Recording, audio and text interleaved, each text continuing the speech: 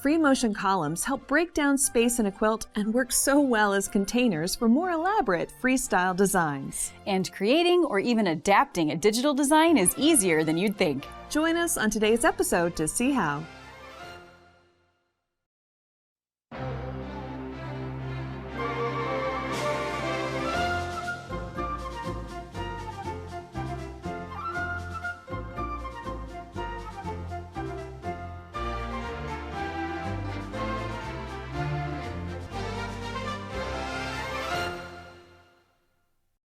Hi there, welcome to Love of Quilting. This is the 3500 series and I'm Sarah Gallegos, and today we get all the amazing long arm tricks with Angela. Yes, this is my favorite subject, right? It's free motion quilting, and I really try hard to break it down and make it easier to approach because it can be intimidating. It sure can. Yeah, so one of the things that can be intimidating is when you have all of this negative space and you got to figure out what the heck to put in it. Right. Yeah. How do I keep it looking consistent? Yes, what do I do? Right. So one of the ways to kind of give yourself a little bit of guidelines is to create containers and then fill those with different free motion designs. So we're going to look at some containers that we're going to do. You could do boxes, you could do circles.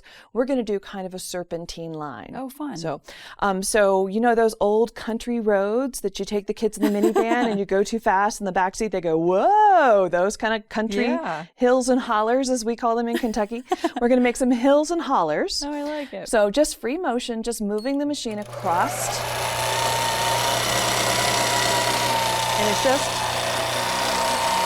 a gentle wave. And once I get to one end, I'm going to head back, same hills and hollers. It's just mirrored on the opposite side, and I'm going to create those containers that we're going to fill. Awesome.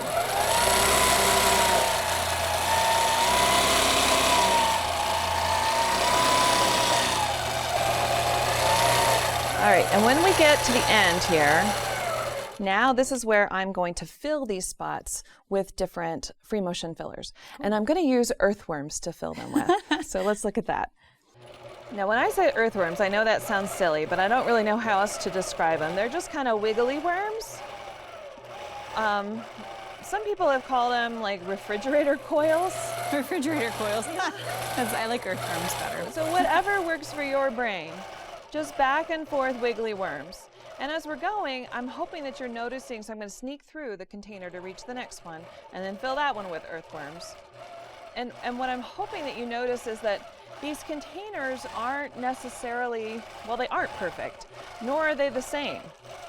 But what we're going to do is we're going to add so much that the eye just can't even take it in. So I'm just going to keep going. I'll just do this one and then we'll stop because I want you to see what happens when you build this out and what it looks like on a quilt all finished. Just these little earthworm, wiggly worm, refrigerator coils. So I'm going to pull it through there and stop. So I have one here that I want to show you. So there are my earthworms in the hills and hollers. That's really neat. I love that.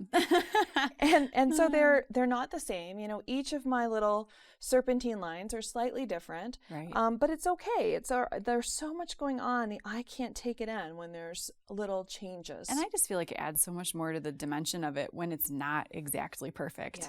I And love it's good texture. So it goes from one side, clear across the other side. It doesn't stop for blocks or borders.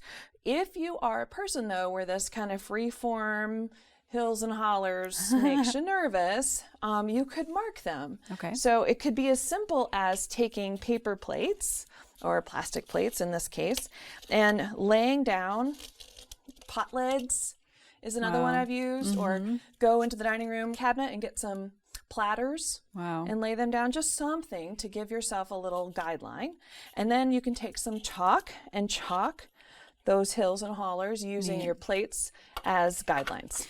Yeah, I know if I try to do something freeform, it usually ends up becoming maybe more linear or not exactly what I want it to look. My brain doesn't let me. So I love that you have these little tricks like the plates to be able to make that a little bit easier for somebody. And if you do something you don't like, do more of it, because then it becomes a thing, right? Then it becomes like a design element. Just repeat that mistake a few times and then it looks like you meant to do your it. Own thing. Yeah. Okay, so we've got a couple of containers here that we're going to fill with something other than earthworms. Okay. So if you're not fond of the earthworms, you want something a little bit different, I'm going to just do some echoed swirls. Fun. So I'm going to put an echoed swirl in this first little container.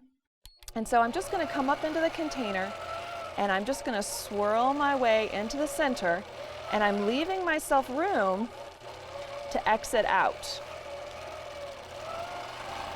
And then I'm going to go into the next container, and again I'm going to leave myself room to exit out. So I'm going to swirl in and then I'm going to swirl out.